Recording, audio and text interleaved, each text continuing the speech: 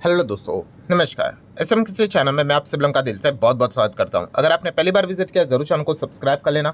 उसी के साथ साथ दो और चैनल भी आप सभी लोगों को पता ही है। एंड कल के दिन की बात करें, let's learn stock market and finance, इस चैनल के ऊपर कंप्लीट डीटीसी से रिलेटेड वीडियो यहाँ पे आ चुका है। ठीक है, अगर आप चाहो तो उसको देख सकते हो, लिंक ऊपर आई बटन पे मिल जाएगा। सो चलिए दोस्तों, फिलहाल तो इस वीडियो को स्टार्ट कर लेते हैं। ठीक है दोस्तों, अभी हम लोग आ चुके हैं बिल्कुल हमारे नॉर्मल स्क्रीन के ऊपर। यस्टरडे बाजार ने बहुत अच्छा परफॉर्मेंस दिखाया था। आज के दिन की अगर हम लोग बात करें तो कोई बहुत बड़ी यहाँ पे गिरावट नहीं है, बट फिर भी एक पैटर्न हम लोग को जरूर देखने को यहाँ पे मिल रहा था मार्केट में कि बाजार लगातार मतलब धीमे धीमे करके नीचे ही जा रहा था। आप यहाँ पे चेक कर सकते हो। ठीक है, बाजार में दबाव साफ साफ हम लोग को देखने को मिल रहा था। एंड अगर हम लोग यहाँ पे कह सकते हैं, जो आखिरी वाला जो पॉइंट था मार्केट का, वहां से तो दबाव और ज़्यादा हम लोग को जोरदार देखने को यहाँ पे मिल गया। वरना उसके पहले तो मार्केट प्रीवियस क्लोज के आसपास ही हम लोग को चलते हुए देखने को मिल रहा था। देन अचानक से हम लोग को बहुत जोरदार सेलिंग यहाँ पे देखने को मिल गई। डेफिनेटली हम यहाँ पे कह सकते हैं, फिलहाल जो बाजार जिस सिचुएशन के साथ यहाँ पे चल रहा है, ठीक है, वहाँ पे हम लोग को नेगेटिव पॉइंट्स ही थोड़े बहुत ज़्यादा देखने को मिल रहे हैं। बीच बीच में पॉजिटिव पॉइंट भी यहाँ पे आते रहते हैं। ठीक है, एंड जैसे कि आप लोगों को मैंने इसके पहले भी यहाँ पे बताया है कि हम लोग नो डाउट बहुत सारे इधर उधर की कंपनीज की स्टडीज करते थे, बट अभी सबसे बड़ा इंपॉर्टेंट पॉइंट कौन सा यहाँ पे आ चुका है कि हम लोगों को विदेश के बाजार को स्टडी करना पड़ता है। ट्रम्प से रिलेटेड जो भी उनका शेड्यूल्ड है वो हम लोग को पता होना चाहिए कि वो एग्जैक्टली कहाँ जा रहे हैं, क्या कर रहे हैं, कौन से कंपनी से रिलेटेड, सेक्टर से रिलेटेड क्या बोल रहे हैं। इससे एक अंदाजा आ जाता है कि कौन कौन से सेक्टर को फायदा हो सकता है एंड कौन से सेक्टर को नुकसान हो सकता है करके।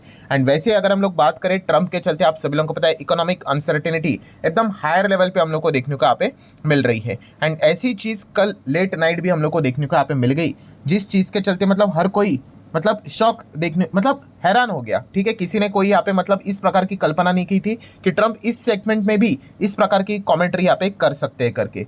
मतलब तो दोस्तों, आप सभी लोगों को पता है ट्रम्प ने खुद बोला था कि मेरे कार्यकाल में कोई नई वॉर तो मैं स्टार्ट नहीं करूंगा। ठीक है, हाँ, जितना हो सके मैं पुरानी वॉर रोकने की कोशिश करूंगा। बट अगर आप देखोगे जिस प्रकार के वो प्लान लेकर यहाँ पे चल रहे हैं, डेफिनेटली हम कह सकते हैं एक नई वॉर का जन्म यहाँ पे हो भी सकता है। इस प्रकार की चीज़ें हम लोग को देखने को यहाँ पे मिल रही है। मतलब मिडल ईस्ट से रिलेटेड ट्रम्प का स्टेटमेंट आप सभी लोगों ने जरूर यहाँ पे सुना होगा। इसी चीज़ के चलते पूरी दुनिया हम लोग को एकदम एक सेकंड के लिए रुकते हुए भी देखने को यहाँ पे मिल गई। मतलब मिडल ईस्ट की अगर हम लोग बात करें, सबसे विवादित चर्चे में रहने वाला टॉपिक तो गाजा स्ट्रिप। आप सभी लोगों को पता है गाजा पट्टी भी इसको बोला जाता है। एंड गाजा स्ट्रिप की अगर हम लोग बात करें, कई सालों से जो हम लोग को लड़ाई देखने को यहाँ पे मिल जाती है। मतलब हमास की बात कर ले, इसराइल की बात कर ले, पैलेस्टाइन की अगर हम लोग बात कर ले, कई कई कई टाइम से हम लोग को ये चीज़ें देखने को मिले, कितने लोगों की जानें भी यहाँ पे जा चुकी है।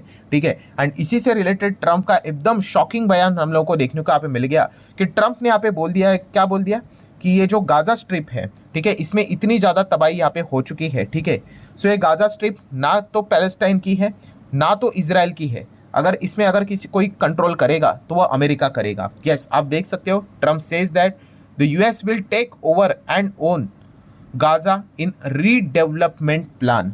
ठीक है, तो बहुत ही एकदम शॉकिंग पॉइंट देखने को मिल गया। नो डाउट आप इतना पढ़कर आपको लगेगा अच्छी बात है ना भाई, रीडेवलपमेंट का प्लान कर रहे हैं, अभी इतनी तबाही हो चुके हैं, सब कुछ चीज़ें अभी वो नॉर्मलाइज यहाँ पे करेंगे। तो पूरी पिक्चर ऐसी नहीं है दोस्तों, पूरी पिक्चर में अभी आप लोगों को बताऊंगा। ठीक है, तो और क्या क्या पॉइंट्स उन्होंने यहाँ पे बोले हैं। तो सबसे पहले तो उन्होंने यहाँ पे बोला है कि हम लोग इसको टेक ओवर तो करेंगे। एंड आपको लग रहा होगा कि वहाँ पे जो लोग रहते होंगे, सो उनका क्या होगा। तो उन्होंने बोला है कि उनको वहाँ से निकाला जाएगा। यस, उनको बोल दिया जा चुका है कि वो खुद से चले जाए।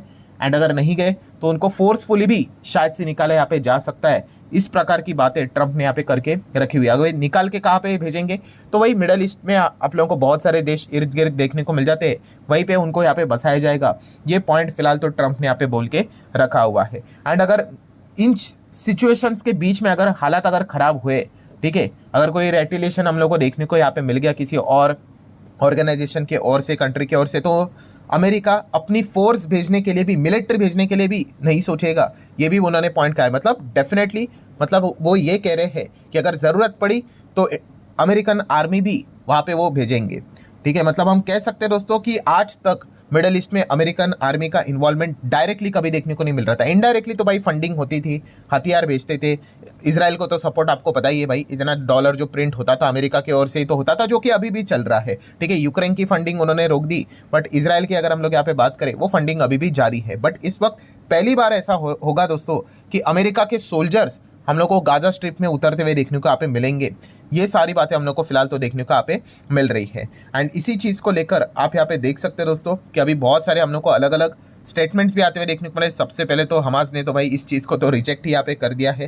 देन बाकी के भी जो मिडल ईस्ट के जितने भी देश है वो एकदम ही शॉक देखने को मिल चुके हैं। सऊदी अरेबिया की बात करें, उन्होंने भी रिजेक्ट कर दिया ट्रम्प का प्रपोजल कि पैलेस्टाइन लोगों को वहाँ से डिस्प्लेस कर देना, निकाल देना करके, ठीक है। एंड उसी के साथ साथ वहाँ के जो काफ़ी सारे ऑर्गेनाइजेशंस, ग्रुप्स, कुछ कंट्रीज़ की भी अगर हम लोग बात करें तो उन्होंने ये तक कह दिया है कि इसकी फिर कीमत भी यहाँ पे चुकानी पड़ सकती है। मतलब आप समझ सकते हो कि जो सिचुएशन है वो ख़राब भी यहाँ पे हो सकती है। उन्होंने बोला कि अमेरिकन सोल्जर्स के खून भी बह सकते हैं, ठीक है, अगर इस प्रकार की कोई भी कोशिश की तो। सो डेफिनेटली हम यहाँ पे कह सकते हैं दोस्तों, आने वाले समय में एक और क्वेश्चन वाला पॉइंट हम लोग को जरूर देखने को यहाँ पे मिल चुका है। एंड ट्रम्प के कार्यकाल में हमें यही चीज़ें देखने को मिलने वाली है, नो डाउट। अभी इसके बाद बहुत सारे लोगों को एक और डाउट आया होगा, कौन सा, कि चलो ठीक है, वहाँ पे जो लोग हैं उनको बोला जाएगा कि आप चले जाओ या फिर निकाला जाएगा, ठीक है, अभी काम तो करना पड़ेगा भाई। रीडेवलपमेंट की बात हो रही है तो अच्छी बात है, यहाँ पे रीडेवलपमेंट होगा, सब कुछ चीज़ें अच्छी होगी तो वापस आएंगे तो सब कुछ आपको बढ़िया ही देखने को मिलेगा। तो दोस्तों ऐसा नहीं है, बताया जा चुका है कि सॉरी उनके लिए उसके बाद वो जो गाज़ा है वो परमानेंटली क्लोज हो जाएगा। मतलब एक बार उनको निकाल दिया गया तो वापस उनको अलाउ यहाँ पे नहीं किया जाएगा गाज़ा में, हमेशा के लिए उनको गाज़ा छोड़ना पड़ेगा। तो ये पॉइंट हम लोग को देखने को यहाँ पे मिल रहा है, ठीक है। अभी आप सोचोगे कि ऐसा क्यों, तो ट्रम्प ने इस सवाल का जवाब दिया कि उन्होंने कहा कि अगर वापस से अगर ये आ गए तो वापस वो संगठन बनेगी, ग्रुप्स बनेंगे एंड वापस जो सारी चीज़ें जो अभी तक चल रही थी वो वापस दोबारा स्टार्ट हो जाएगी। सो इस लॉजिक के साथ ट्रम्प ने यहाँ पे कहा है कि अभी जो गाज़ा है उस पर अमेरिका ही पूरी तरीके से काम करते हुए देखने को मिलेगा। पूरी तरीके से इसको रीडेवलपमेंट की तरह प्रोजेक्ट के हिसाब से देखा जाएगा। एकदम अच्छी तरीके से गाज़ा को एकदम ही पॉश एरिया यहाँ पे बनाया जाएगा and business hub, economic hub बनाया जाएगा एंड इस चीज़ को बेचा जाएगा। जो दुनिया भर के जो रिचेस्ट लोग होते हैं, ठीक है, वहाँ की जो प्रॉपर्टीज़ बनाई जाएगी, ठीक है। वैसे भी आपको पता है भाई ट्रम्प बहुत बड़े बिल्डर हैं, ठीक है। ट्रम्प टावर तो आप सभी लोग पता है हमारे देश में भी है, ठीक है। तो इसी प्रकार से बहुत सारे अच्छे अच्छे प्रॉपर्टीज़ वहाँ पे बनाए जाएंगे, ठीक है, एंड अच्छा बिजनेस यहाँ पे किया जाएगा। इस प्रकार की बातें ट्रम्प ने फिलहाल तो यहाँ पे सामने रखी हुई है। सो कंक्लूजन क्या है दोस्तों, कंक्लूजन बहुत ही सिंपल है दोस्तों कि एक एक और हम लोग को नया नया एडिशनल पॉइंट यहाँ पे देखने को यहाँ पे मिल रहा है, जिस चीज़ के चलते आप कह सकते हो कि डिस्टर्बेंस वाला माहौल, ठीक है, लगातार कैसे बनाए रखे, ठीक है, वही पॉइंट हम लोग को ट्रम्प की ओर से देखने को मिल रहा है। और जिनके साथ भी वो मिल रहे हैं, ठीक है, कुछ ना कुछ तो नया पॉइंट सामने यहाँ पे आ रहा है जो कि एकदम अनप्रेडिक्टेबल है, ठीक है। अभी इजराइल हो गया, अभी शायद से नेक्स्ट जापान के जो इशिबा है उनके साथ उनकी मीटिंग रहने वाली है, ठीक है। देन जॉर्डन में भी वो हम लोग को शायद से जाते हुए देखने को मिलेंगे, वहाँ के जो किंग है उनके साथ मीटिंग उनकी देखने को मिलेगी, ठीक है। Then prime minister Narendra Modi ji के साथ भी उनकी मीटिंग आप सभी लोगों को पता ही है, तब क्या होगा वो एक देखने वाली बात है, ठीक है। तो इस प्रकार के बहुत सारे हम लोग को क्वेश्चन मार्क वाले पॉइंट्स देखने को यहाँ पे मिल रहे हैं एंड इस चीज़ के चलते मतलब जो भी चीज़ें हो रही है, ठीक है, ऐसा नहीं है कि एकदम क्लीन कट करके एक और अनसर्टेनिटी मार्केट में डाली जा रही है।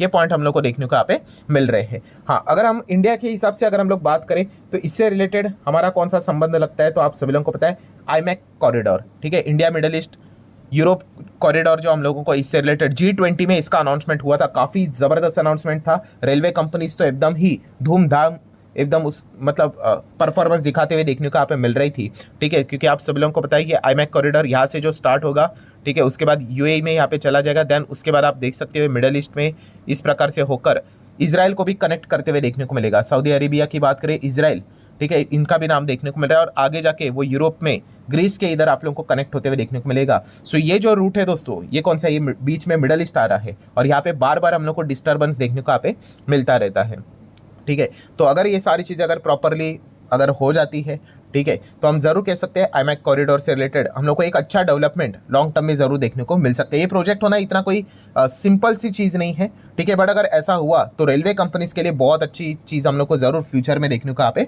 मिल सकती है। अभी कब तक होगा वो तो भगवान ही यहाँ पे जाने, क्योंकि यहाँ पे बार बार हम लोग को डिस्टर्बेंस क्रिएट होते हुए देखने को मिल जाता है या फिर करवाया भी जाता है, आप सभी लोगों को पता ही है, क्योंकि चाइना कभी भी नहीं चाहता है कि मिडल ईस्ट में अमेरिका का दबदबा बना रहे करके। एंड अभी आप देख सकते हैं अमेरिका ने इस प्रकार के कुछ ना कुछ डायरेक्ट चीज़ किए, चाइना के ओर से भी आप लोगों को डेफिनेटली इनडायरेक्ट चीज़ ज़रूर देखने को मिलेगी, क्योंकि इसके पहले भी आईमैक कॉरिडोर का जब अनाउंसमेंट हुआ था उसके बाद इजराइल हमास पैलेस्टाइन वाला जो मुद्दा था वो जोर शोर से और भड़कते हुए देखने को मिला था। तो ये सारी जियोपॉलिटिकल चीज़ें होती है, अगर आप मार्केट में हो बॉस तो इसके ऊपर ध्यान रखना पड़ता है, ठीक है। बहुत सारे लोगों को लगता है कि इससे कोई फ़र्क नहीं पड़ता है, इससे बहुत फ़र्क पड़ता है, ठीक है। ये पॉइंट्स ज़रूर काफ़ी इंपॉर्टेंट होते हैं। देन अगर हम बात करें तो ट्रम्प टैरिफ प्लान्स तो आप सभी लोगों को पता है कल के दिन लेट नाइट मैंने आखिरी पॉइंट में भी आपको बताया था, अगला टारगेट ट्रंप ने खुद बोला है कि यूरोपियन यूनियन के ऊपर वो यहाँ पे टैरिफ का प्लान यहाँ पे कर रहे हैं, आप देख सकते हो। एंड उसी के साथ साथ अगर हम लोग बात करें तो यूरोपियन यूनियन में भी बहुत सारे देश आते हैं, उसमें स्पेनिश मिनिस्टर की अगर बात करें तो उन्होंने बोला है कि भाई यूरोपियन यूनियन से रिलेटेड ट्रंप का जो स्टेटमेंट है, हम सभी लोगों ने अभी एक साथ आने की यहाँ पे ज़रूरत है, ठीक है। एंड इसी चीज़ के चलते बताया जा रहा है कि अगर ट्रंप हमारे ऊपर टैरिफ लगाते हैं तो यूरोपियन यूनियन भी इसका जवाब एकदम ज़बरदस्त तरीके से देगा।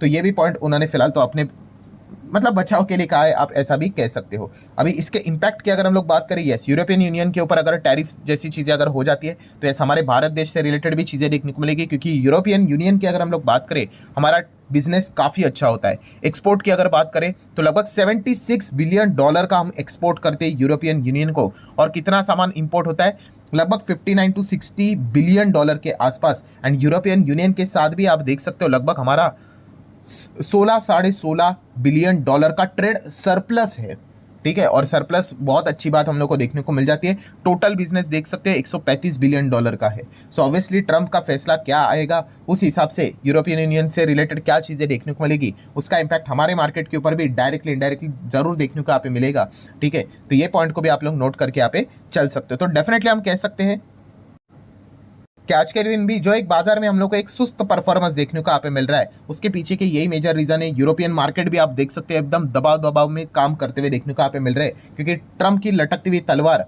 टैरिफ वाली कब किसके ऊपर कब गिर जाए वो किसी को भी यहाँ पे पता है नहीं। तो अनसर्टेनिटी बहुत है, एंड अनसर्टेनिटी मार्केट का कभी भी मतलब एक अच्छा पॉइंट माना नहीं जाता है। सो लेट्स सी आगे क्या होता है करके, जैसे से जो भी इंपॉर्टेंट अपडेट्स होंगे वो सारे मैं आप लोगों के सामने यहाँ पे रखूंगा। फिलहाल इस वीडियो को यहीं पे रखना चाहूंगा, पसंद आया होगा चाहो तो लाइक एंड शेयर कर सकते हो। मिलते हैं अगले वीडियो में, तब तक के लिए बाय बाय।